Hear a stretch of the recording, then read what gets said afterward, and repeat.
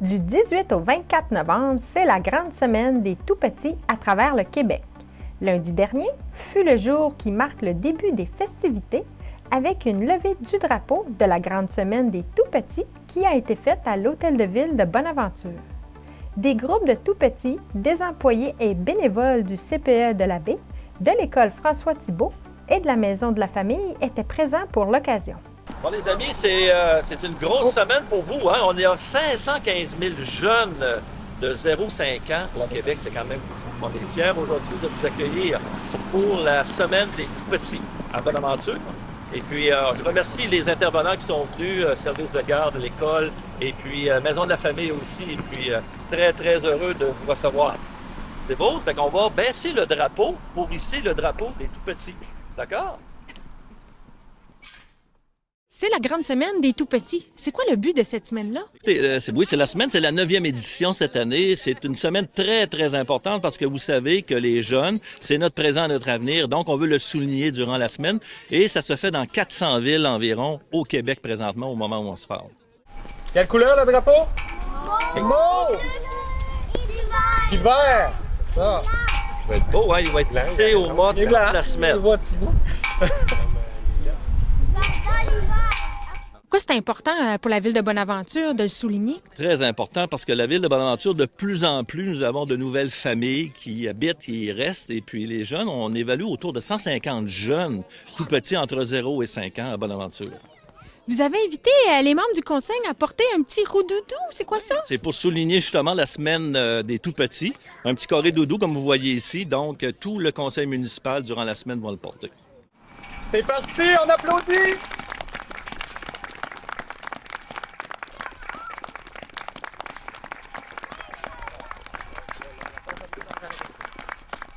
Le thème de la 9e édition de la Grande Semaine des Tout-Petits est « Ensemble pour l'égalité des chances dans tous les milieux, pour que chaque tout-petit s'épanouisse pleinement ».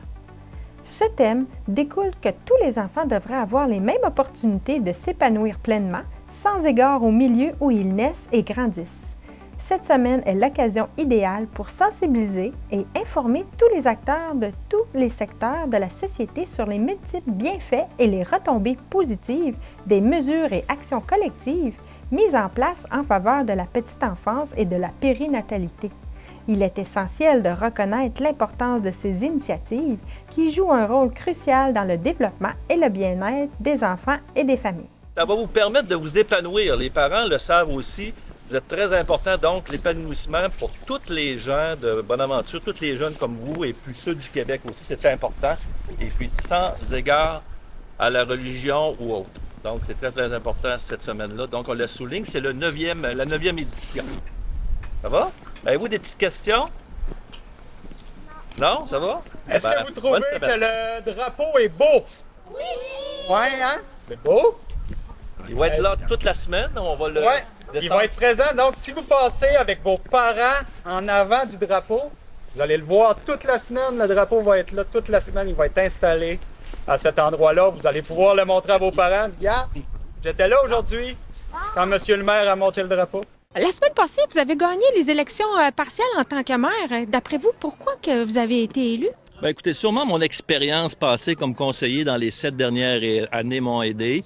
Et évidemment, aussi, j'ai eu de bon nombre d'électeurs qui m'appuyaient, des bénévoles, ces choses-là. Donc, je pense que mon expérience, la connaissance de l'ensemble des dossiers ici m'a permis d'être élu par la population.